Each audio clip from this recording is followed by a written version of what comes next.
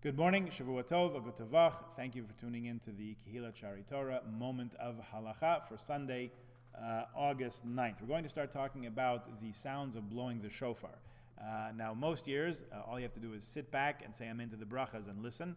It could be the case that this year some people will not be able to make it to shul. Hopefully, there will be ample opportunities around town, perhaps at a street corner near you, to hear the shofar blown. We're trying to determine what the possibilities are for that. In the event that someone is not able to get to a public to shul, either or to a public shofar blowing, if you can try to let us know as far in advance as possible, and we will try to get someone to come to your neighborhood or let you know when something's happening. Then it's also possible for people to blow the shofar on their own.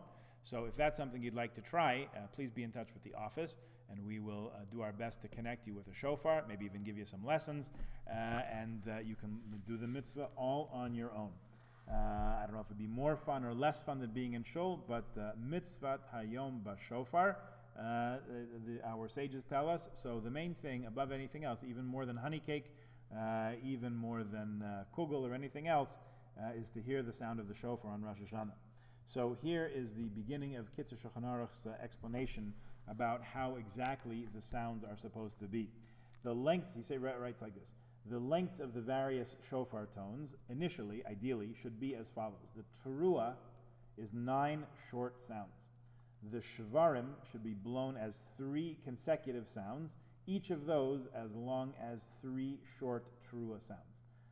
So that the shvarim is equal to 9 sounds also. 9 sounds, we mean beats. Let's try that again. Put in the word beats, probably better. The shvarim should be blown, the teruah consists of 9 short sounds. You know what, why don't I get a shofar? Hold on 1 second.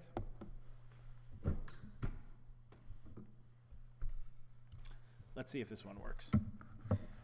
Okay, again. The teruah consists of 9 short sounds, like so.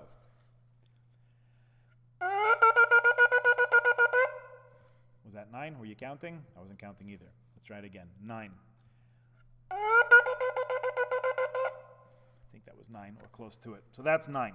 Okay? That's what teruah is supposed to sound like. Shvarim should be 3 consecutive sounds, each one of those to equal 3 teruah sounds. So the shvarim also is 9 beats in length, but it's longer. Instead of broken up into 9 little pieces, it's 3 slightly longer pieces. Something like this.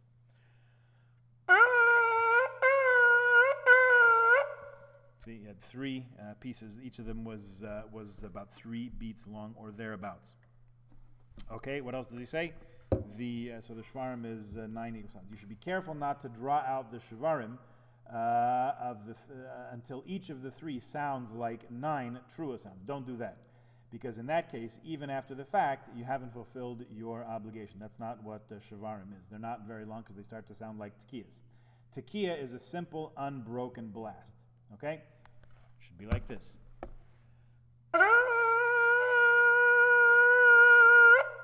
That's what a tekiya sounds like, something along those lines.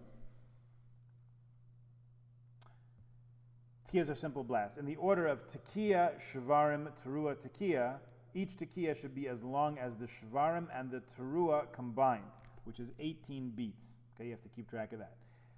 That's the first set of blowings.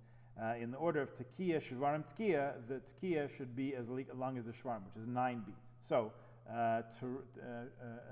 tekiya is variable. Sometimes it's longer, sometimes it's shorter. Sometimes it's 18 beats, and sometimes it's 9 beats, depending on what it's together with. The sound of each tekiya should be along as a shvarim, which is 9 beats. This is also true for tekiya, teruah, tekiya. In other words, the third of the sequence. In the sounding of the shofar before the musaf service, the shvarim and the teruah should be blown in one breath.